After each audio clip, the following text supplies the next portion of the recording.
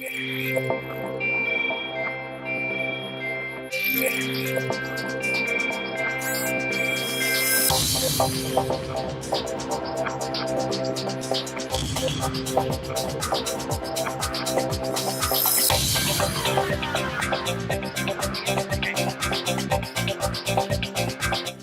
good morning. Thank you all for your patience as we started a little bit late this morning. We're very grateful to have Channel 8 here this morning recording today's Imagine 2020 speaker series. This is our 24th in our series that we launched since we completed Denver's cultural plan, Imagine 2020. You're going to hear more about it in this video, and then we'll start today's program.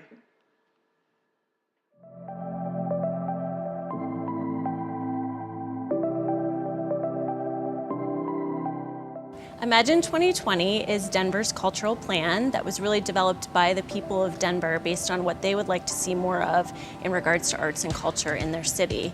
And it's based on 7 vision elements. So it provides a forward-thinking way of looking at culture in our city and ways that we can strive for more engagement in the arts. What's been really exciting is to see the community come together and adopt the plan and advance it with their own vision, with their own organization. A lot of the other neighborhoods, they got their dumpsters taken away, but it was in the alleys. For these housing projects, they put them right here on the streets. We wanted to decorate them a little bit for this community, give them ownership of their own space. Wings of the City, Alas de la Ciudad, is an art piece by Jorge Marin, a contemporary artist from Mexico. It was about amplification. We got coverage here in town, but also in Mexico.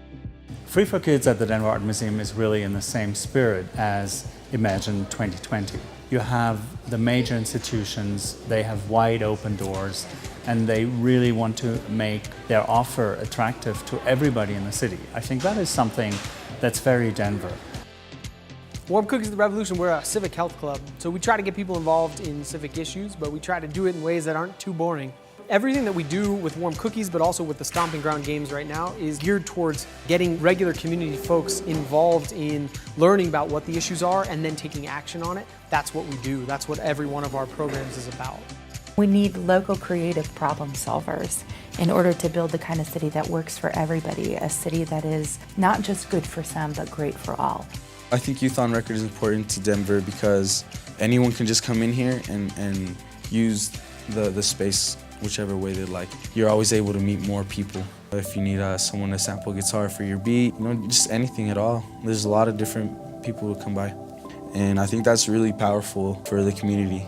Hope Tank is a for-profit social enterprise where we sell gifts that give back. If we are going to be a city that's leading in growth, we really need to include everyone in that growth. And giving people jobs and opportunities to sell their products is a huge part of that.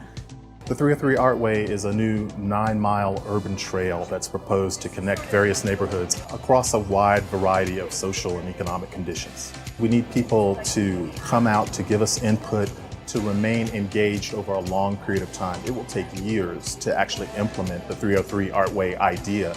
So making sure that people remain excited about this is really part of our challenge. Everyone can get involved with Imagine 2020, and that's what we hope for. It's not just about art organizations, it's about bringing people together, it's about sharing what inspires you, because the arts matter in Denver and everyone matters in the arts. Quite frankly, when we say let's imagine Denver in 2020, again, we're talking about arts and culture, and we're talking about it as a foundation of our quality of life and a foundation of really defining who we are.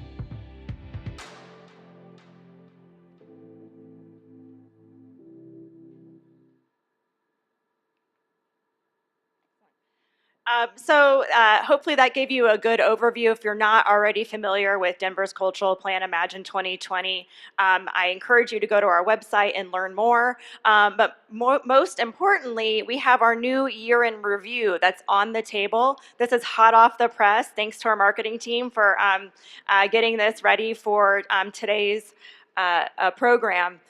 In this document, you'll have a chance to see what you all as a community have done to help the city, arts and venues, and your cohort advance arts, culture, and creativity in the city of Denver. So thank you all for participating in that. And also on the table, I'm sure the library will reference it as well, is information on upcoming programs at the Denver Public Library.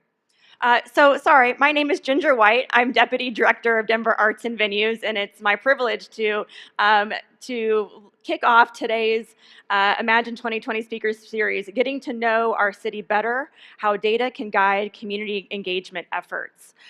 So we created this speaker series program as a way to ensure that our cultural plan, Imagine 2020, isn't dusty and doesn't just sit on the shelf, and really provides an avenue for us as we hope, a leader in the community to bring ideas, coalesce, and give you an opportunity to come together on a semi-frequent basis as a community of cultural leaders and cultural workers, and think about how we can ensure that the broadest of our community has the opportunity to take advantage of all the great things that you are already doing. And so hopefully this is an inspirational morning, and it also gives you some additional tools in your toolbox as you think about broader community engagement and accessibility, inclusiveness, and diversity in the work that you do. Of course, we hope that throughout the morning you will talk and share on social media. It's okay if you get out your phones. This is not an opera performance. And tell people about this morning's program. So please hashtag Imagine 2020 as you're enjoying the morning. So also please mark your calendar. We have a great program coming up later in September. It's hard to believe that we're already practically in September. But we have a program called Public Art 101. Learn about the public art program and application process. So for those of you who work or know visual artists or other artists in our community, we, as you might know, administer Denver's 1% for Public Art program. This is the program that allows us, for all capital municipal projects over $1 million, to invest in new public art in those municipal projects. And you may remember about this time last year, Denver voters approved almost $1 billion worth of bond projects throughout the city of Denver. So we have a lot of public art that's going to be coming our way. And so we want to make sure that Denver artists are poised to take advantage of those opportunities. So please, if you're interested, come. If you know those others that might be interested, please encourage them to come as well. And if you were intrigued about this morning's topic and you want to know more about the data that we have collected ever since the launch of Imagine 2020 with our partners at Corona Insights, please come to our website. You can do a deep dive in data there. But today is really a springboard from that conversation that we had in January, I believe, that Rachel Basie, who is our new co-chair of the Denver Commission on Cultural Affairs, is going to tell you a little bit more about. With that, I want to thank our commissioners who are in the room. We've got some new commissioners that just got recently appointed or going through the appointment process. So for our new commissioners and those that are our more seasoned veterans, thank you for being here. And for those of you who don't know our commissioners, be sure to try to mingle and introduce yourselves, because they're a great conduit to the city and to arts and venues. With that, I'm going to turn it over to Rachel, who's going to kick us off.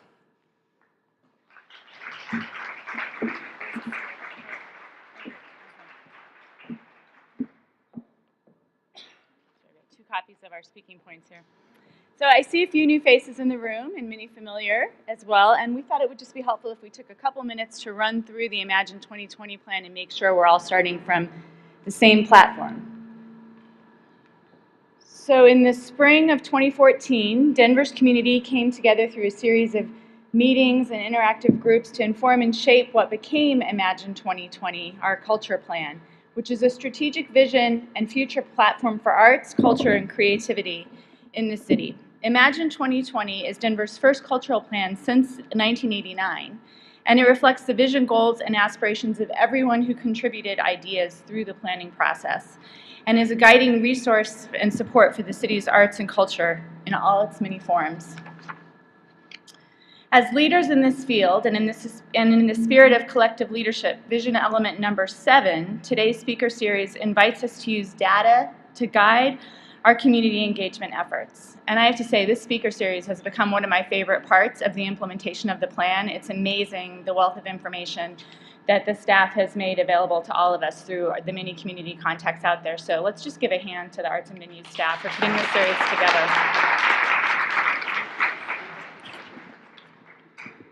Okay, it just sounds like there's feedback to me. There's not? Okay. So if you participated in our speaker series earlier this year titled Data Snacks, you may remember that the data collected through both the 2014 and 2017 Imagine 2020 scientifically valid surveys revealed that our Denver residents are hungry for more arts, culture, and creativity in their daily lives. We also learned that too many residents still face barriers that prevent them from participating as much as they would like to, and there are still challenges in engaging diverse audiences within the city and county of Denver, especially within our Latino and African American communities. I think I'm off on the slides. So, in the spirit of vision element number 3, accessibility, and with diversity, equity, and inclusion and access at the forefront of the city's goals, we will learn how 2 city agencies, the Denver Public Library and the Denver Office of Children's Affairs, have used data to drive initiatives that positively impact under-resourced communities. Today, we invite you to learn from the data that have been collected and the programs that have been developed as a result of these learnings, and explore how they can inform, guide, and enhance your community engagement efforts. We're excited to have Jenny Lapierre, Adult Services Manager for the Denver Public Library, with us today. She works for the Eugene Field, Hamden, Ross University Hills, and Virginia Village branches, and Lisa Piscopo, Deputy Director of Policy and Analysis for the Office of Children's Affairs. They will both present and we'll have an opportunity to ask questions at the end. And so with that, I would like, to welcome Jenny first. The slides don't match. Okay. Great. Right here for you. Thank you, Annie. Hi, welcome everybody. My name is Annie Kemmerling.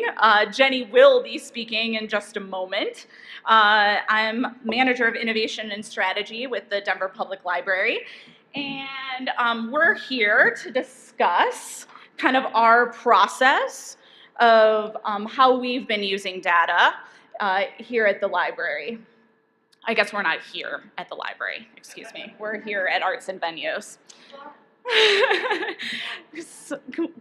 So let's talk about where we're going to go today.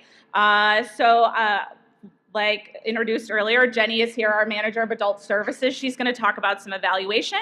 And then Nick Anor is also here with me that he is going to talk about our programming around services to immigrants and refugees as kind of a small case study as part of our presentation today. I'll also give you a little bit of library context. I do want to preface the slides with, they are a little rough, some of the images, because we did do some snapshots of the actual data. I decided not just to include a little rabbit to symbolize the multiplication of something. So they're not the prettiest, I want to be clear on that, but I do think there are some big ideas there and some big thoughts. I also want to say we're going to reference a variety of tools and data sets for you today. Know that you can call the library at any time to find these resources. They're basically online, but we can help you connect with the resources that I'm going to reference here today. Okay? I also want to kind of preface this with, we're a big organization. You might not all work for big organizations, but we are kind of in a journey right now. We're also trying to kind of navigate this data world, and not everyone in the organization is doing this. We kind of have pockets, and we're learning as we go. So come along with us. So a little context about the library. So we are the most visited cultural attraction in Denver, with over 4 million visitors going through our doors every year. Our central library alone has 2,800 visitors walking in daily.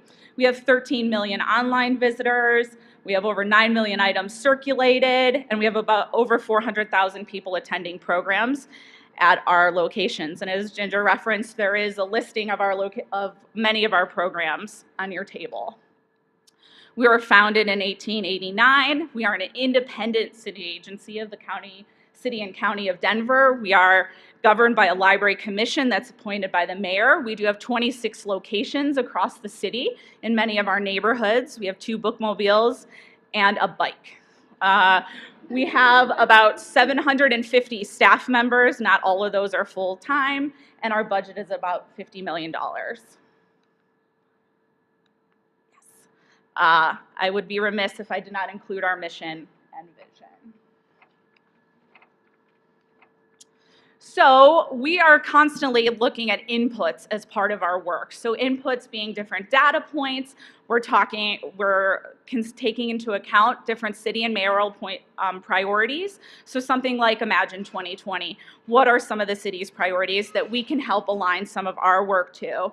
Our commission, our community, of course, our customers ongoing. We're having discussions with them often. Our staff, they're on the ground working with our customers all the time. What are they seeing and hearing?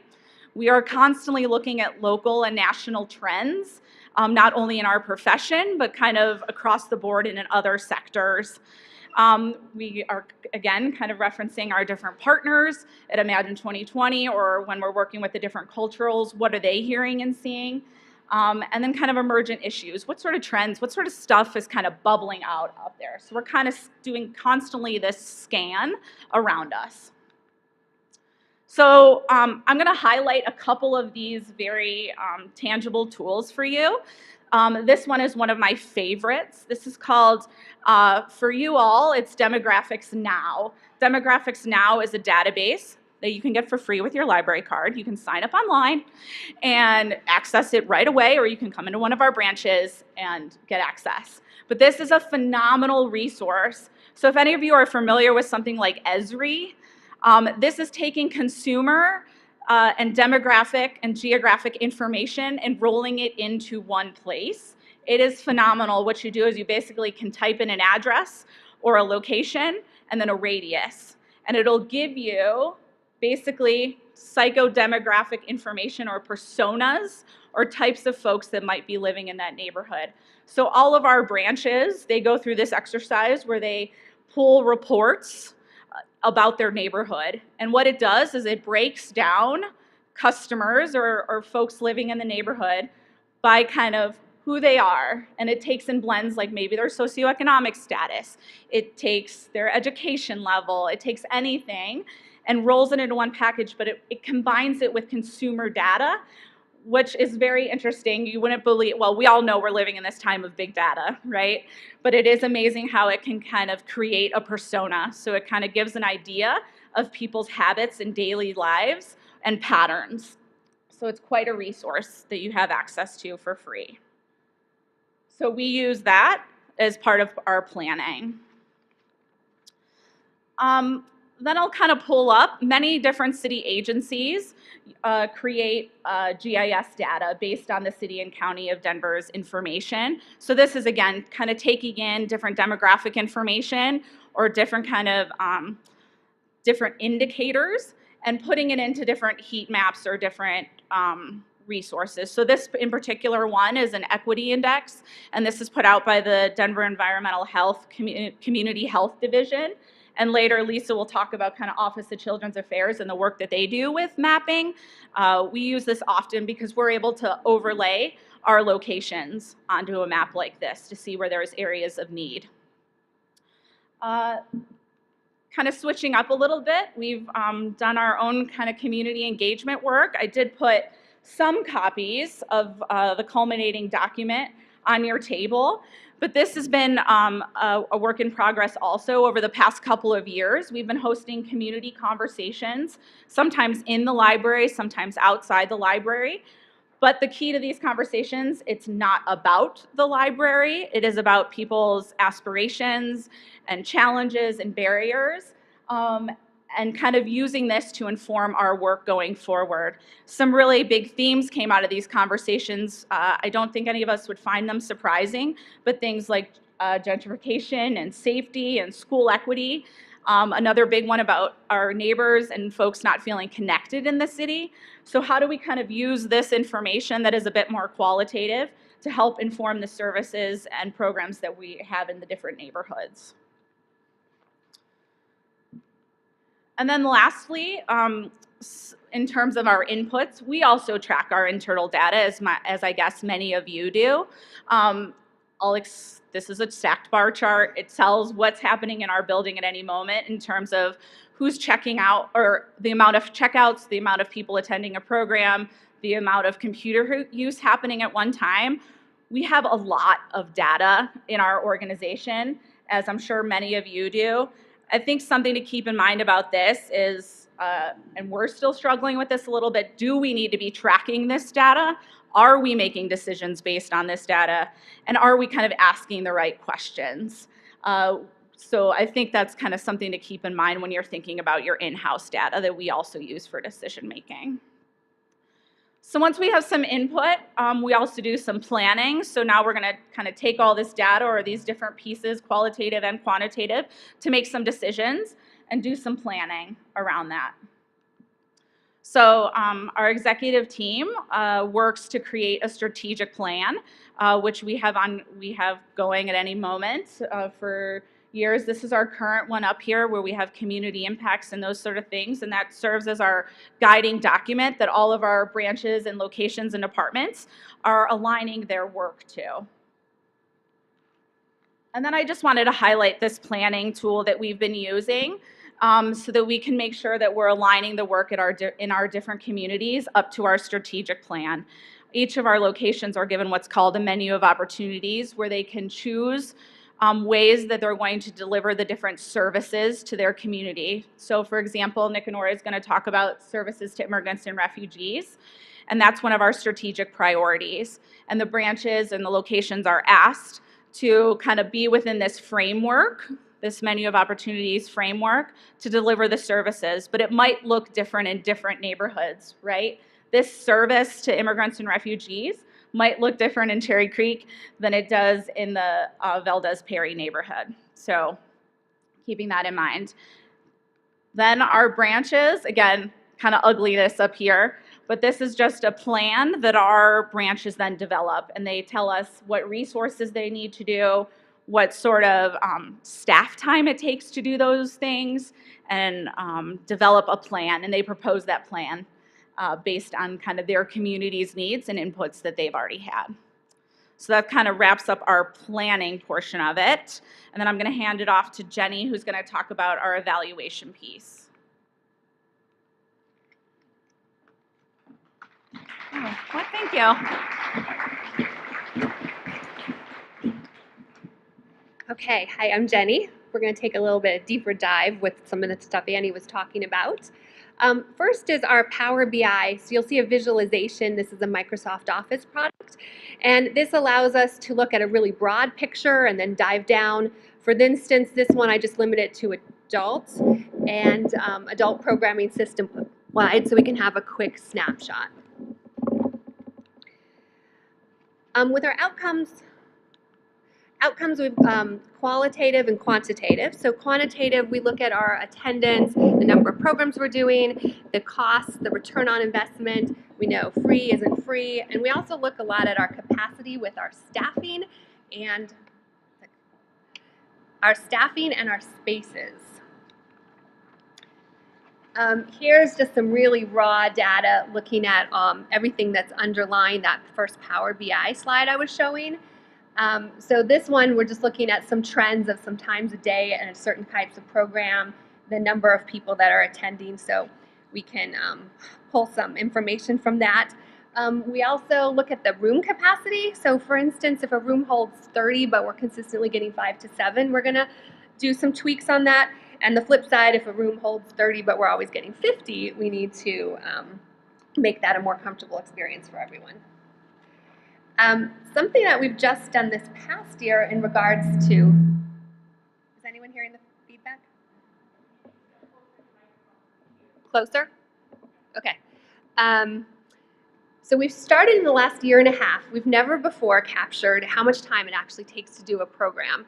And as you know, programs are not linear. You always have lots of things bouncing in the air. And then when staff at the end input how many people came, they always guesstimate 1 to 2 hours it took them to do this program. But we just had a feeling this wasn't quite accurate. And we want to make sure we have the capacity to do a program really well. So we had staff graciously time a program. This is an example of a screenshot. We use a free app called Time Tracker. You can get on an iPhone or your iPad. And every time they did anything about a program, they recorded it here. And so we're really getting a more realistic view of how much time it's taking to do a program. A couple little arrows there. And here's some raw data again. I'm so sorry. Is everyone hearing that feedback? So here's some information. So that 1 to 2 hours that people reported that they were doing, actually for a program that we think is pretty much just out of the box, it's actually taking a couple hours, and it goes as high as some locations are spending as much as 33 hours. So when we look at the big picture and planning programs, we really want to make sure we have that capacity. And we'll be sharing all this information with our seniors when they go into service planning, which Annie talked about. So the qualitative part, we know that the quantitative part just shows a little bit of the story. So we use surveys, and as I will say, these are not scientifically evaluated like the Plaka-Cohen Culture Track survey. But we use surveys, customer feedback. We get customer feedback in person, over the phone. We have a great card they send us a lot of times, our webmaster, and our stories of impact, which I'll talk about last. This is just one survey that we've used. One of the questions here, and we're seeing from this is customers are reporting that they're learning something new and they want to have fun, so we're using this to design future programs, maybe at a particular location. Our Community Technology Center really sets our gold standard of surveys. They offer lots and lots of programs, and they have great attendance, and they have everyone sitting in front of a computer. So they have to do that survey when they leave, and they're always evaluating those trends. And our manager of technology, Tracy, just recently told me that they want to be so responsive and they can be nimble. So if customers are asking, say for instance, they want to learn about eBay, they can quickly schedule a program about that. If they're talking a speaker, a presenter they hear has too low of a voice, they're going to alter that for the next program. And we found this helpful in this past year. We wanted to know about how people find out about our programs, because we know that takes a lot of effort to promote. We actually did a big system-wide survey last year, and it surveyed all of our programs from youth to older adults, and the outcome was that word of mouth was king. But we isolated this survey, and we did it at 2 branches for just adult programming this spring and our Engage brochure. So we know in this case our printed collateral is working. But what we really love with any survey, and what the CTC, our Community Technology Center, referenced as well, is we love the written-in responses. Because this is really making the connections. Of course, we love the kudos, but then we really like specifics. For instance, we want more in the Southeast area, or would the instructor speak louder? Also with the surveys, we do some zip code analysis. So on the right-hand side, we have a service area of a branch. I believe this is our Eugene Field location with the little red star, and then all the zip codes on the left. And why we like this is that we know where our customers are traveling to and from to take advantage of a program. So if they're coming to a location that they normally don't go to, but they want that topic, then we can get that program scheduled at a branch closer to them. Here's a couple photos. With the qualitative, photos tell the great story. And we have a lot of professional photos we use all the time, but the photos that the staff take in the spur of the moment are those really priceless impacts. And we can use those internally, and if we get a photo release form, externally. The last part about the qualitative and the stories of impact that we talk about a lot is a brainchild of Annie's, we have a nice little icon on all the desktops all around the system, and any staff is empowered to enter a story of impact. So something that a customer tells them, or they overhear, or they observe, and it's this direct communication from the customers about the impact. And we hear people are making social connections, and they're making friends, and they're getting library cards, and they're checking out material. Some quotes is, we were told, "I have met and talked to folks I would have never crossed paths with otherwise." In a recent photograph and memory program that paired DU students with older adults, one of the students said she was afraid to interact with older adults, and now she's forged strong connections, and it's helped ground her during a time when she was stressed in her life. We had 2 great stories from moms about kids that picked up a certain type of dance. One kiddo started taking hip-hop lessons after experiencing at the library, and another mom told us about her son loved a Peruvian dance program and even sent us a video of her kiddo doing it later on. Another great quote is from a customer, "Every gift that I gave my family this Christmas was something I made at the library." Another gentleman who's been coming to our sewing lounges, he was grateful that he learned a new skill, and he saved a little money. And then the last story that just came in last week, I just love this, from the Community Technology Center. The instructor was helping the customer at the very end print out the final product, and the older customer said that she always loved when her kiddo was little that he would come home and hang what he made in school on the fridge. So now she gets to come home and she hangs what she made in school on the fridge for him to admire. And so lastly, when we take our quantitative and qualitative, we evaluate how to proceed and where to go next. So I'd like to introduce my colleague Nicanor, who's manager of Immigrant Services.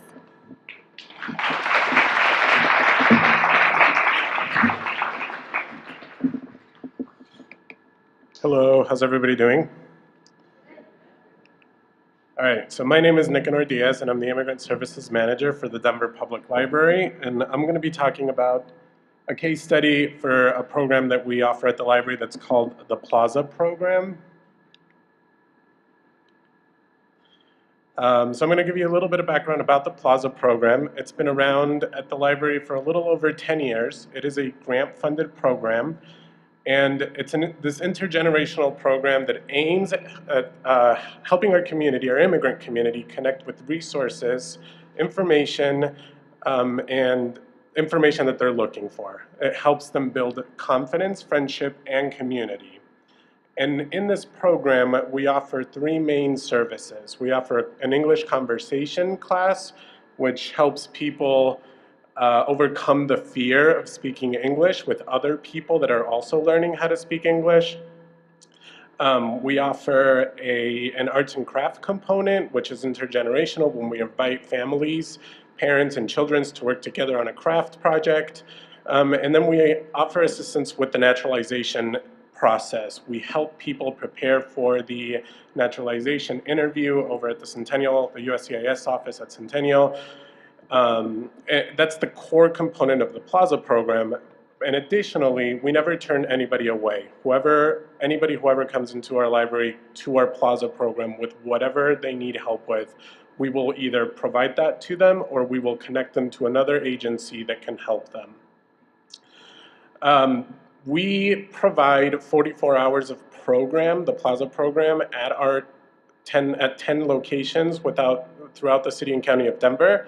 We average about 1,800 participants a month, and we employ about 35 staff members to staff the Plaza program that speak many different languages. So the program has evolved over the last several years. It wasn't always 35 staff members. We had it, I think it started at about 5 locations, and it was geared only towards Spanish speakers. As we started gathering some data and analytical and anecdotal, we started noticing that our Denver population was changing, and therefore we needed to change our program as well.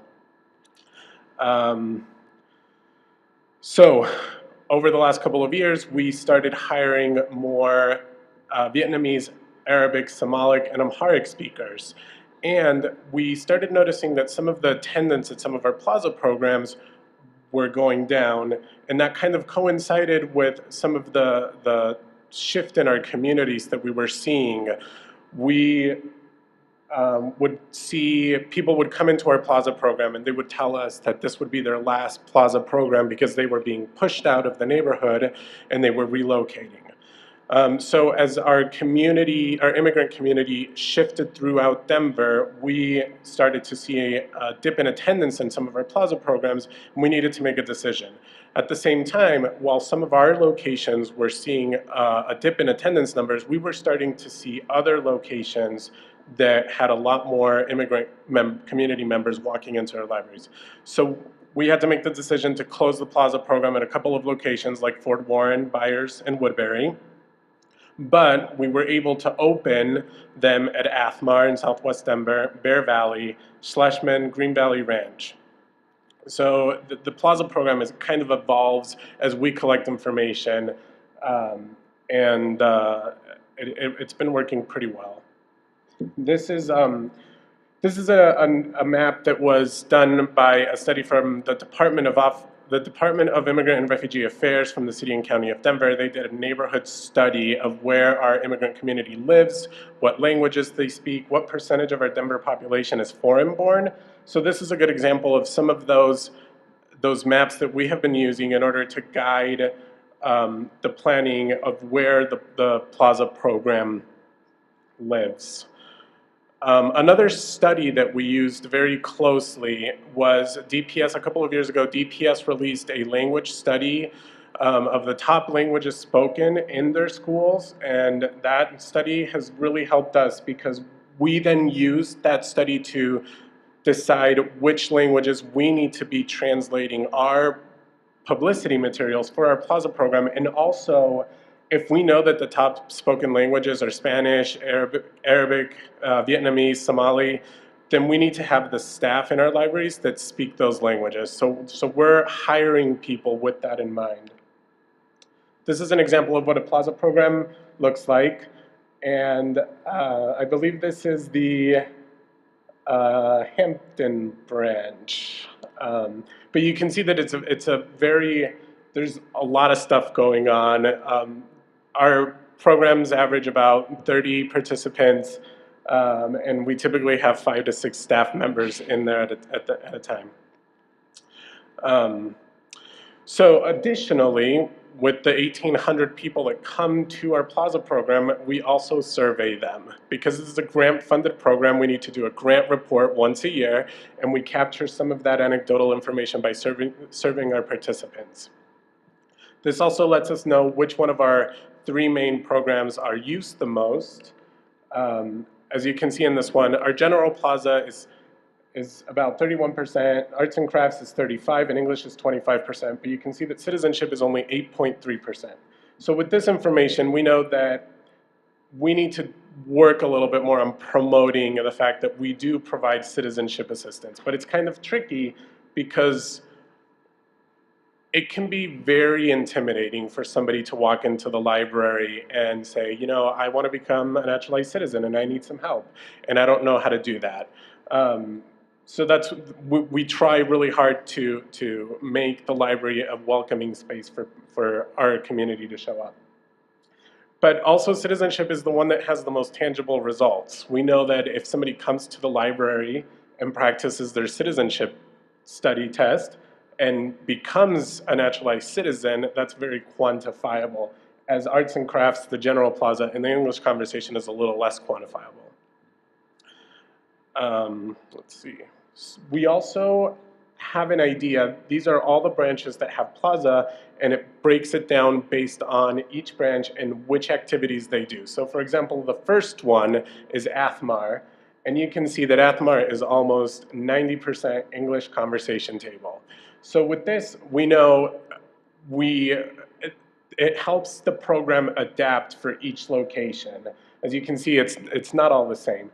The reason why Athmar has such a large English conversation table is because of the space and the layout. So then this tells us that we need to be a little bit more creative, and we can't have 15 kids that are doing arts and crafts activities sitting along people that are trying to learn the language. So it's not very conducive to learning. And so we need to find better ways that we can restructure the program at Athmar so it can be welcoming for all different types of projects that people want to work on. And then the last thing that I wanted to talk about is we do collect a lot of information. This was just a very small snapshot of how some of that information helps us determine how the Plaza program should continue to grow and evolve. But I also wanted to talk about the fact that the staff at our branches make a huge difference. And in particular with our Plaza program, we really need to have somebody who has the passion to work with immigrants and understands and is from the immigrant community. When we first started the program at the Schlesman Library, it was struggling. We knew the community was there, but for some reason they weren't coming into the library. When we worked with the senior librarian over at the Schlesman Library, and we hired who is our first Amharic speaker librarian, his name is Danny, to go over to Schlesman and start working in the Plaza programs. And now the program is thriving. There are any given day between 30 and 40 people going to the Plaza program, and it has just been amazing. And we knew the community was there, but any type of data wouldn't have helped us with the program. It was really Danny and his connection to the community which led to the success of the Plaza program at Schlesman. And that's all I have. Thank you.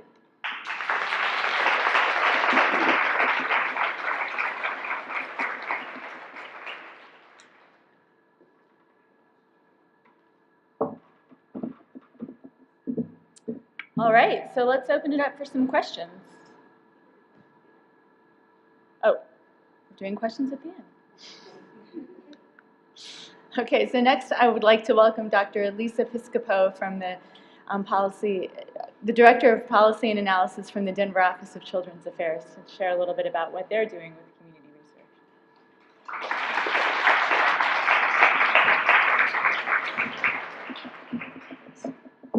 Hi, everybody. My name is Lisa Piscopo. I'm the Deputy Director for the Office of Children's Affairs. We're the arm of Children's Affairs that helps move the mayor's agenda around children and youth forward throughout the year. We don't really run programs, but we do a lot of convening, a lot of using data to influence policy and programs and interventions across the city. We direct the efforts around the My Brother's Keeper initiative. We direct the Head Start program. Alicia Boyd, my colleague here today, runs the 5x5 program, which is particularly of interest to you folks. And if you don't know, that program is meant to incentivize kids to visit 5 cultural venues before the age of 5. And it's a school readiness initiative run through our office. We also have youth success and out-of-school time programs that we run through the Office of Children's Affairs. And the reason I'm telling you all of this is because we use data to drive all this work. We use data to help influence where it is that we incentivize programs through the Denver After School Alliance. We use data to help us understand through the Children's Cabinet work what is needed, where it's needed, and how we can best be most efficient with the very limited funds that we have to improve outcomes for kids in Denver. And so what I wanted to share with you today is 4 data tools. I have 4 data tools that are all available to you now on the internet through the Office of Children's Affairs website. And in order to do that too, I'm going to talk to you a little bit about the Children's Cabinet.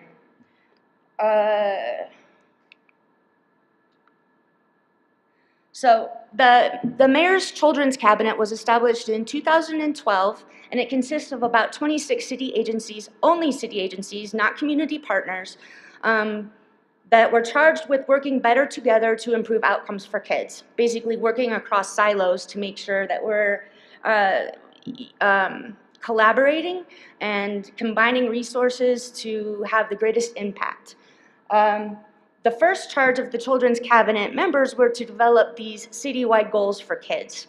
They include the entire lifespan of a child. So they begin early with talking about increasing the number of children who have access to high quality early childhood experiences, increasing the number of Denver third grade students who can read at grade level, decreasing the number of disconnected youth, increasing the number of students who complete a post-secondary pathway and obtain a job, and increase the percentage of children who are at a healthy weight. Underlying all of this is ensuring that all children have their basic needs met.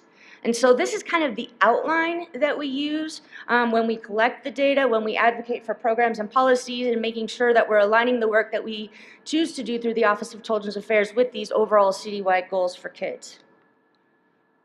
Now this is the first tool I'm going to talk to you about today. This is our Status of Denver's Children's Report. This is available online. Have anybody ever used this before? Oh, so I have new people to get to use the data book. So this data book is not meant to be read cover to cover, unless you're as geeky as I am and can do that. But basically it's a community resource, and it covers all of the data that I can collect through the best sources available. So US Census Bureau data, school district data, State Department of Public Health and Environment data, and some agency data to cover everything that we can, to know everything that we can about what's happening in Denver for kids and families. We include demographics, like the ones that were mentioned earlier. We include health data, birth data by neighborhood, early childhood education, family economics, and community data. So in here we have crime, we have poverty data. Wherever I can, I illustrate it by neighborhood. But we almost always have trends over time for the entire city, so that you can see how child poverty has gone up or down over time. Children in immigrant families, we've got maps on where they are located, and I don't know, about maybe 100 maps or so included in the data book. I'm a geographer, which is why we have so many maps. But I find that maps are really great tools for helping communicate information to the people that I need to communicate information to. I don't usually get 30 minutes like I get with you guys today to explain what's in the data book. I need to make an impact very quickly and get policymakers and other staff and community partners to look at an image or look at some data and be able to use that data to help influence their decisions about policy making, programs, services, and interventions. I'm a big advocate in using data to be more efficient with how we use our resources and to be more impactful. So we want to use data so it's not the big shotgun approach, and spatter resources or money across the entire city. Let's be really targeted about where those resources are needed most and how it is that we can level the playing field for a lot of folks who live in areas of challenge, or cumulative disadvantage, which is what I'm going to talk about next. This data book is available on our website. I have a data tool I'm showing you later. That's another way to get to it. So I'll show you what where that is as I get to the internet piece. Back to that, I don't have a lot of time to explain the distribution of any kind of factors in Denver to some of the policymakers. I get 5 minutes, right, or less than that. So over time, what we've done is create what's called a Child Wellbeing Index or an Opportunity Index. Why this is significant is that it's a summary map of these 11 indicators, and it's just one map. So we add up all of the indicators and create a picture in which policymakers and folks and community partners can see the difference between places and overall challenges and opportunities by neighborhood. This is significant, not only that it's quick and easy to display for folks, but as a social scientist, we really look at the cumulative disadvantage by place. It's not just poverty that impacts outcomes for kids and families, right? It's not just a single parent family. It's not just a high crime neighborhood, but it's really the culmination of these things together that create the greatest obstacles for success for our kids and families. And so how do I explain that in 1 minute or less? So this is my solution. So this is really layering these maps with births to women without a high school diploma, teen births, overweight and obese kids, kindergarten readiness, third graders not reading at grade level, ninth graders chronically absent, adults without a high school diploma, children in single-parent families, and children in poverty. That is an illustration, unemployment and violent crime.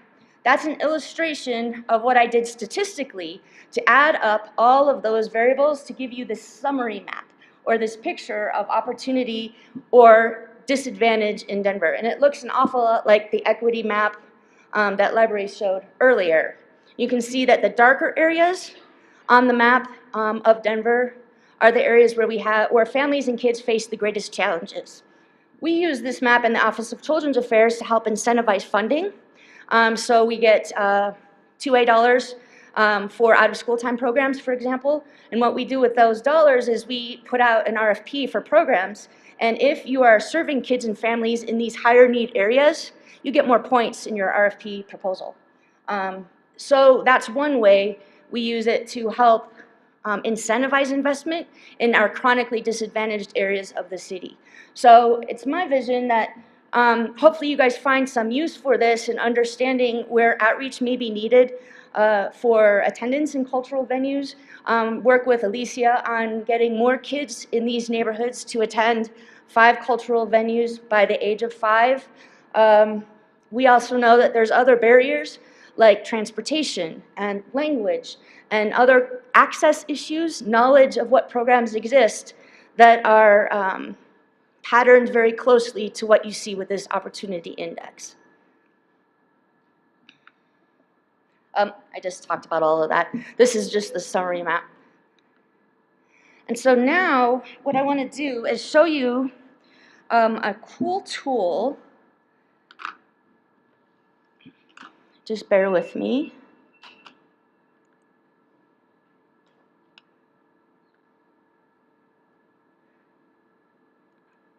There we go. So this is our story map. This is a tool that's available through the Office of Children's Affairs website. Underneath, from the main page, it says Mayoral Initiatives, and that's the Children's Cabinet. Now, the Children's Cabinet uses data to help make better decisions around that collaborative body of work moving forward. So I have all of the data that we use for the Children's Cabinet in this utility. So hopefully it's not only available for the Children's Cabinet members, but also for all of you. So we're really transparent on how we're using the data, and this is what informs what we decide to work on over the next 12 to 18 months, for example. And I'll go into that in a minute. So the goals for Denver's children that I described on the second slide are all described here, and you can scroll down. These are the goals. You can click here and get to the Status of Denver Kids report. But as you scroll down, you can see healthy weight is one of the goals. We have the data from the data book that this is static right here, but a description of what it illustrates, but then these maps are all interactive. So in the City Park neighborhood, 24% of children ages 2 through 17 are estimated to be overweight and obese. So whatever your program goals or your mission for your agencies or even neighborhood advocacy that you might want to undertake, these data are here to support you in those efforts, as well as the Children's Cabinet members around moving the needle on this particular goal. So you can scroll down through all of the goals and all of the data that help support that work in this utility. So this is 3 and 4-year-olds 3 and 4-year-olds participating in preschool as you click around. And so that helps inform some of the work. You can zoom in and out and all that kind of stuff too. So you can go through all 5 of the goals. This is 3rd grade reading. I'll just say this piece. What we've learned from the data around 3rd grade reading is that in 2 Denver neighborhoods, 90% or more of the kids that live there are not proficient in reading at grade level in 3rd grade. I always say that because it's, to me, a particularly urgent issue. We know what's going to happen as far as opportunity goes for those kids in those neighborhoods. And we have whole neighborhoods that are this disadvantaged. Those kids are already starting out with a disadvantage that's going to be hard to overcome for the rest of their life. So I like to draw attention to these areas of concern as well as the areas of opportunity so we can better target our resources and work together to improve outcomes for kids that live in those neighborhoods. Back to the geography piece, I like to talk about the data at the neighborhood scale because, again, it's that cumulative disadvantage or advantage, but it's also all of the things outside the school door that impact a kids and families' chances for success, and it's a neighborhood issue. As you saw from all the maps we've shown already, all these things pattern. And so we know that, that we as a neighborhood or that we as a city need to really come together around whatever issue it is that you care about in those neighborhoods so that we can find ways to work together. It's not going to be just government that's going to be able to fix these. It's not just community partners. It's not just personal families that are going to fix these, but a combination of everybody together that's going to be able to make improvements in opportunity for these kids. And not to go into too much detail on each one of these things, I could talk all day on all the data that's in the data book or included on the site. What I really want you to know is that all these data are available to you all the time. So all you have to do is log into the website. The opportunity index that we just talked about is included in here as well. And if you click on any of the neighborhoods, you get the indicators that I listed in the layering piece for each of the neighborhoods. So 19% of births are to women without a high school diploma in Lincoln Park. 5% of births are to teen mothers. 35% of children are overweight and obese, etc. So you can click on any neighborhood in the city and get all those stats that make up the data behind the index.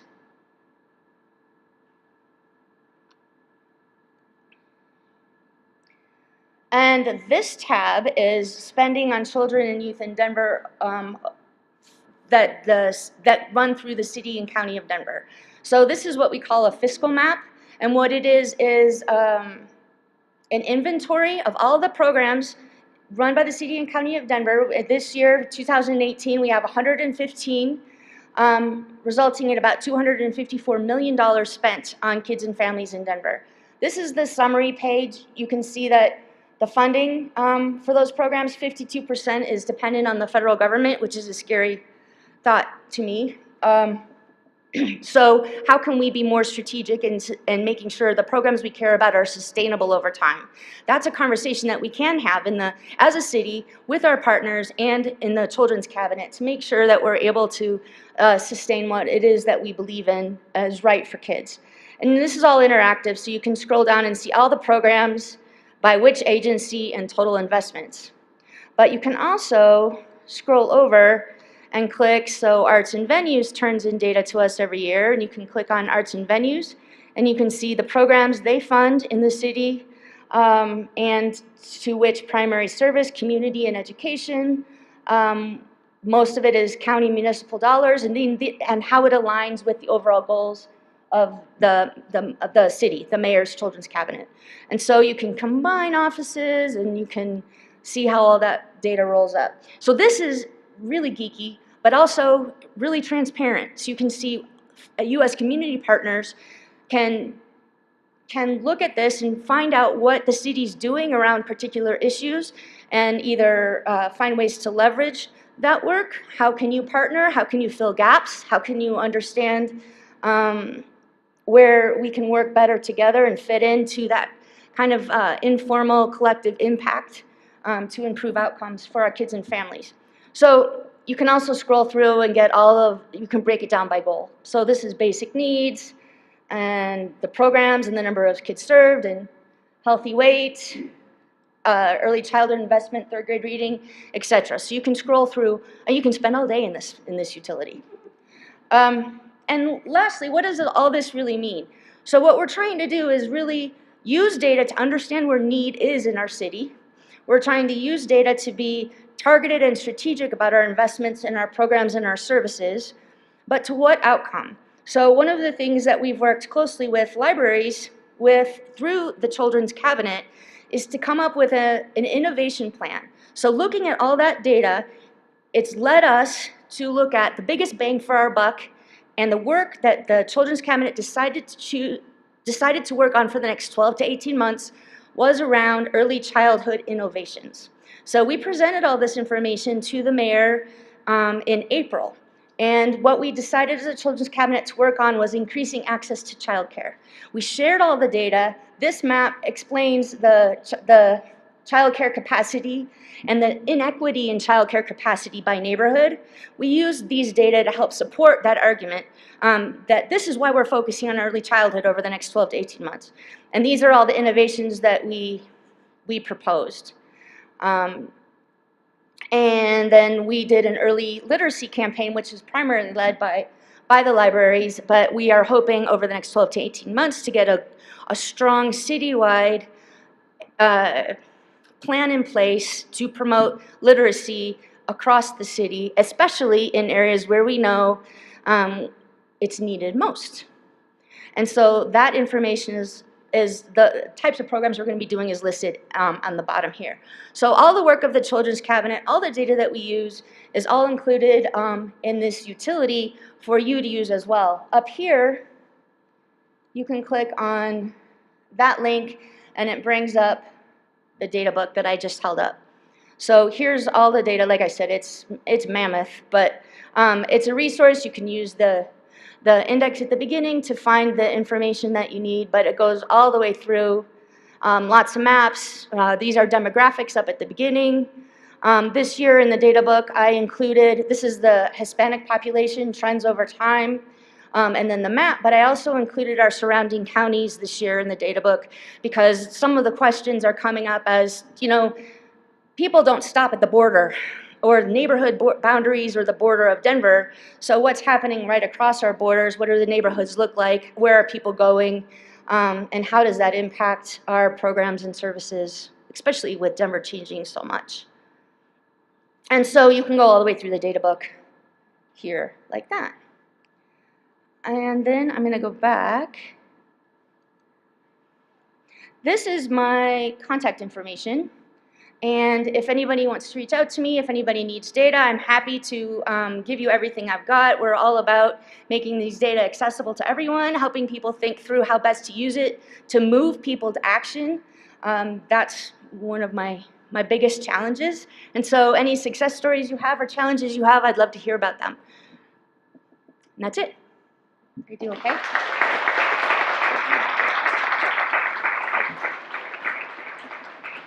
All right, so now we're going to move some chairs up here for our speakers and ask them all to join us up here so that we can open it up for Q&A. This program is being taped for later viewing on Channel 8, so we're going to have Susie Q. Smith and Brooke, I believe, are going to be wandering around with 2 microphones. If you have a question, please wait until one of them comes to you, and when you ask your question, please state your name and the organization that you're with so we can get that on the tape. I do want to share with everyone that today's presentation will be up on Arts and Venues website by the end of the day, and it will be available, the whole taped version of it will be available on Channel 8, we imagine, by next week. Okay, so who has some questions? How about some feedback? There we go. Hi, I'm Andrew Strait with Corona Insights. This is for the Denver Public Library. You mentioned paying attention to the languages being spoken in schools. And I was just curious which languages you're seeing the most of. So the ones that we've seen the most of are definitely Spanish, Vietnamese, Arabic, Somali, and Amharic. Oddly enough, I was just speaking with one of my coworkers who manages the Plaza program, and she was telling me that we really need to hire some more Nepali speakers and Karen speakers. Karen is the largest community of refugees in Denver, and we know that there's a large population, a large community of Nepali speakers that live in Aurora, but that do come to our libraries, and that we need to be ready to serve them.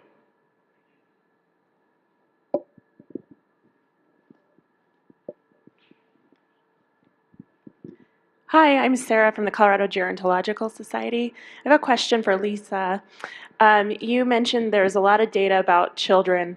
Is there any database with information about Denver's older adults?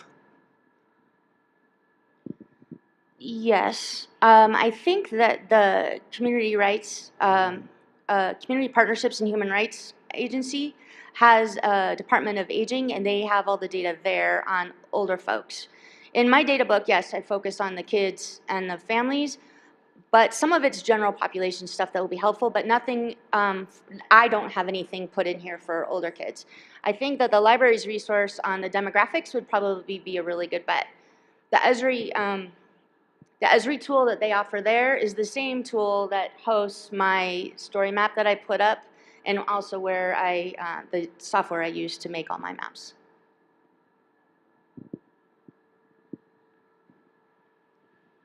Hi, my name is Molly. I'm with the Denver Museum of Nature and Science. I noticed that you guys are both using Power BI and ArcGIS for most of the visualizations you're using.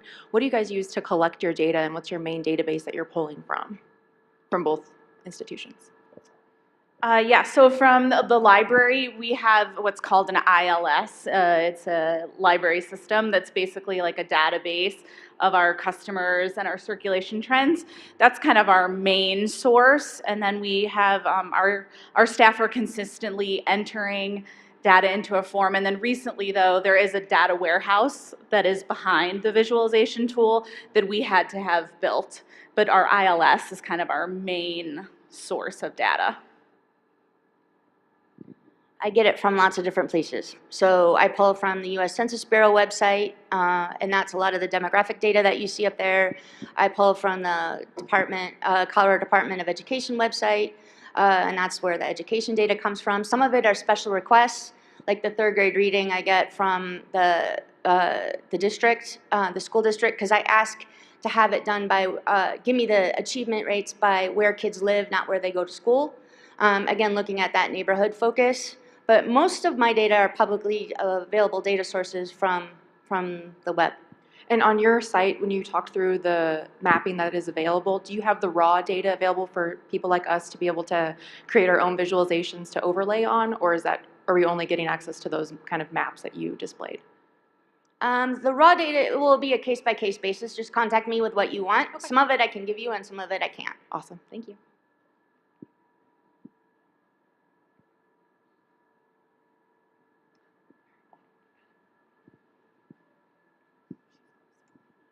Hi, my name is Eric Good, and I'm also at the Denver Museum of Nature and Science. I had a question for our library folks. In thinking about who's coming to your programs, who's giving you feedback that are coming to your programs, and how you're shaping programming around that, I'm actually really curious about those who are not coming to your programs, those who don't come to the library, and how and what efforts you're doing to get data and get information from those groups, because I think that's an equally important subset of our population that in thinking about programming, I like thinking about, well, who's not coming and what would motivate them or drive them to come, or what are those barriers, etc. So that's of interest to us too. And I would say it's kind of, I don't know that it's a very planned out effort at this point. I think we have kind of the traditional outreach that we do where we are trying to be where folks are in different communities. Also too, one of the tools that had come up there that does combine our ILS data, so we're able to see who are not customers and who are customers overlaid with those maps. So we are able to make some targeted efforts when we see that we do not have card holders in that area. Is that a perfect indicator? No, because to use our services, a lot of them, you don't need a library card, right, to come to a program. So I think it has to do with those community engagement efforts. But we are able to say who's not using us, but again, only in that card holder data, but not necessarily in terms of the programming. I think Nick and Nora spoke a little bit too, knowing that there's the trend happening and we're not seeing people in our locations. So how do we kind of make some targeted efforts there? I think we're still in a place where we're figuring out and navigating some of that work too. We work with a lot of organizations that provide services to immigrants and refugees, and I've had some conversations with some of there was one gentleman in particular from the African Community Organization where he very truthfully said, the reason why I've been to the library and I really didn't have a good experience, and the reason why was because I didn't see anybody who looked like me, I didn't see anything in my language, and really it was very off-putting. And we know that if he is sharing that information with us, then there's other people that are feeling like him. So that's one of the things that we keep in mind when we hire our Plaza staff and when we produce Plaza material, is that we want it to be reflective of the community that we're trying to serve. And we're also very mindful of the hiring that we do. We try to hire from the receiving community as well.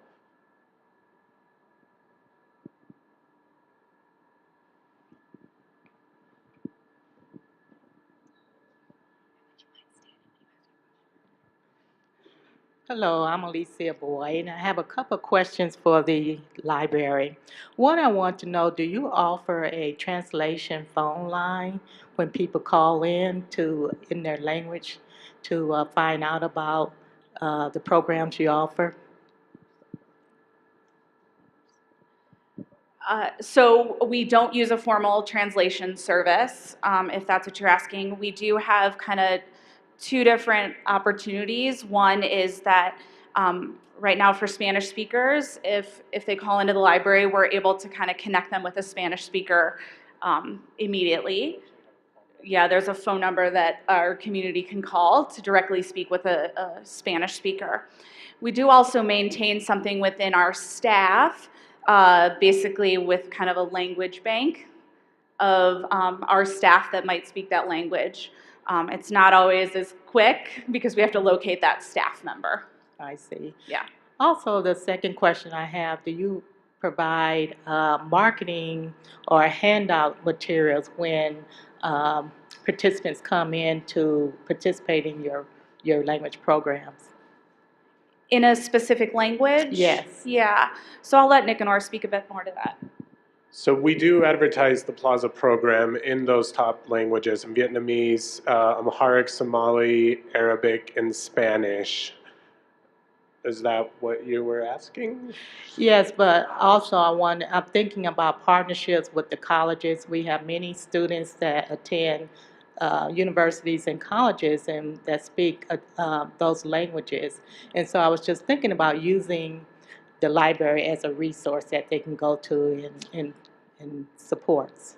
Yeah, we're actually going to be hosting a table at this upcoming International Students Fair that is happening. We also recognize that international students could be really good Plaza staff for us to hire. So maybe we should talk a little bit more because we're getting ready to hire some new activity leaders this Friday, and it would be great for us to connect. Thank you.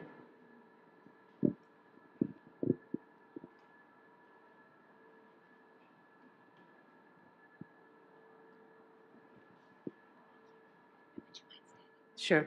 My name is Angeles Ortega, and I'm with the Denver Museum of Nature and Science. I think we have a huge contention here. A couple of questions. I'm a former data geek with the Census Bureau, so I'm happy that you're mentioning the Census Bureau.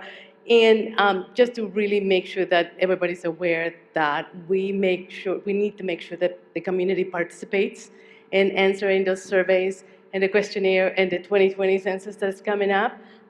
But my question was to Nicolo, right? As far as when you plazas, you sort of define really well how you are programming the plazas. How long did it take you to analyze those data and to actually make those structures?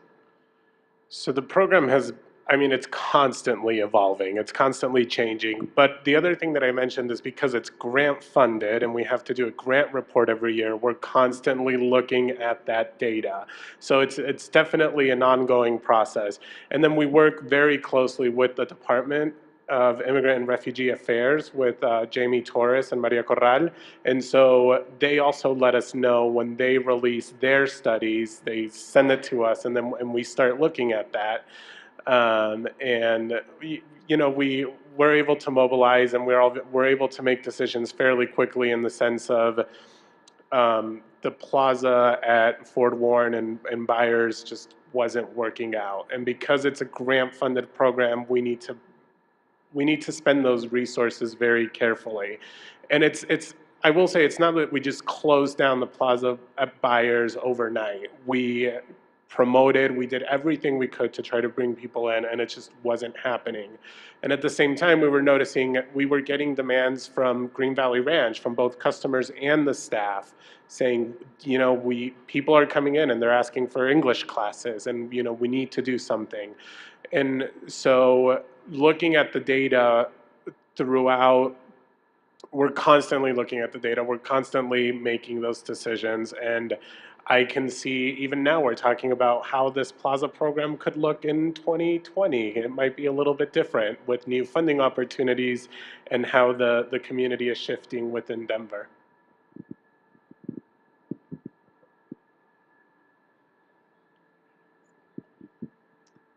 All right, are there any final questions? Well, on an end note, I just want to share that I work at the Art Students League of Denver, and we've been partnering with the Plaza program for 5 years, and it has been tremendous, the access to the data that they have to allow us to make that program really meet the community that we're all trying to serve in those libraries. So, as an arts organization, I want to highly encourage everyone here to do more research on the data that's been presented today, because it really is helpful in ensuring that our programs can be successful in meeting community demands. And as we saw in those slides at the beginning, that's part of the goal of Imagine 2020, is making sure that arts are accessible to everyone where they live. So I want to give a big round of applause to all of our speakers today.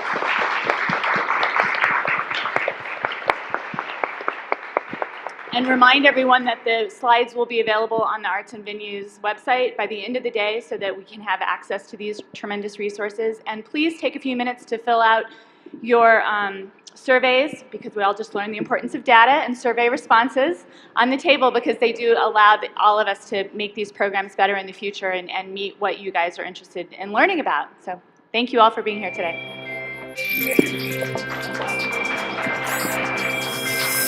Thank